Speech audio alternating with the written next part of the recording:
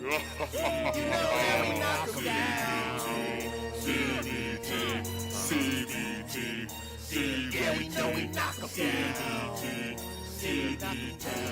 know we knock 'em down. What's good, YouTube? It's your boy Big Cool coming to you from Colossal Boxing Talk.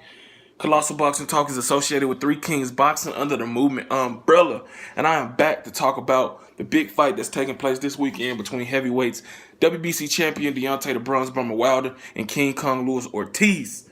And in this video, I'm going to tell you why Deontay Wilder will retain his title against King Kong Luis Ortiz. Going into this fight, Wilder is looked at by a lot as the favorite, some as, on upset alert. I'm definitely putting him on upset alert because studying, this sport, studying Ortiz, he's very skilled, very technically sound, just a tremendous fighter who has power. But what does Deontay Wilder have going into his favor that will help him prevail in this big fight, the biggest fight of his career thus far?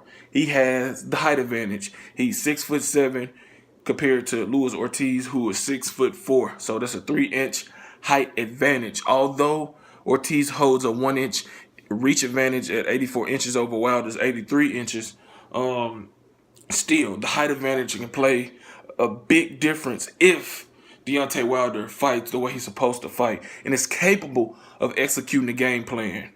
Also, what does Wilder have in his favor? He's very athletic.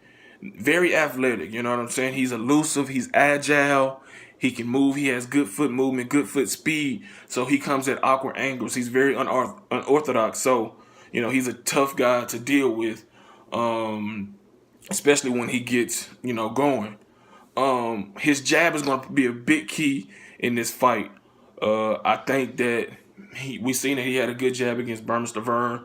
When he's on his P's and Q's, pumping that jab, fighting at a distance, keeping you on the end of his powers is when he's most dangerous because he doesn't like to fight on the inside. We know that. He can't fight on the inside. His inside game is rather weak, and I'm putting it nicely. So he's going to need to be giving angles to Ortiz. He's going to need to be turning him. He's going to need to pop that jab. He needs to be very offensively. We know he's a great 1-2, jab, straight right hand, but he needs to come on, he needs to implement the left hook more.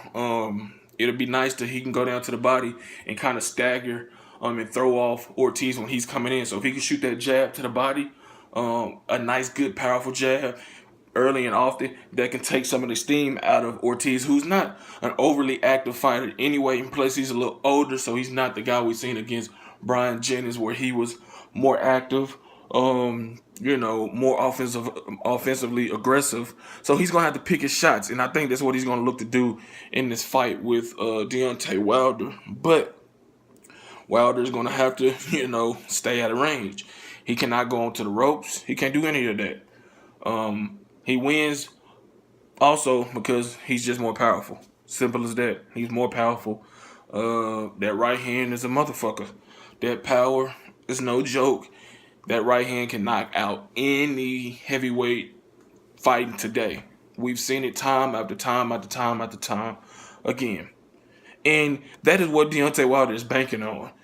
And maybe you could say that's a bad thing, but it's worked for him so far. But as you all know, as you step up in competition, you must adjust accordingly. You must add nuances to your game. You must add different things to help you progress as a fighter, become more well-rounded and a more complete fighter. And it remains to be seen. Yes, Wilder has gotten better. His jab gotten better. The movement, he's kind of shortened up on, his shots. He doesn't throw them as wild. Still gets wild when he goes in for the kill, which could, be costly this weekend, depending on how bad Ortiz is hurt and if he hurts him at all. But, he's going to have to do what he did against Bermane Stiverne, but even better.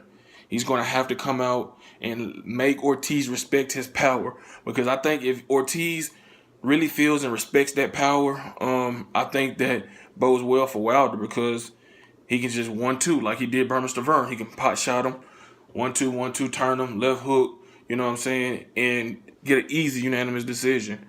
But if he gets reckless, he gets wild, it could be all bad for him. So Wilder wins because of the athletic ability, the agility, the jab, and the power and explosiveness behind his power.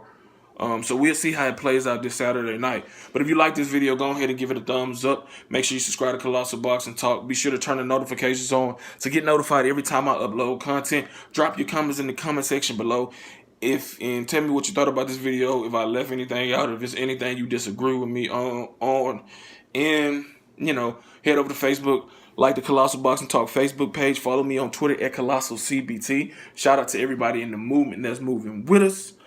And like I said, man, later on this week, probably Wednesday, Thursday, I will be giving you the official breakdown prediction video where I go into more detail of things I saw versus certain opponents of Wilder and Ortiz. Until next time, I'm out. Peace.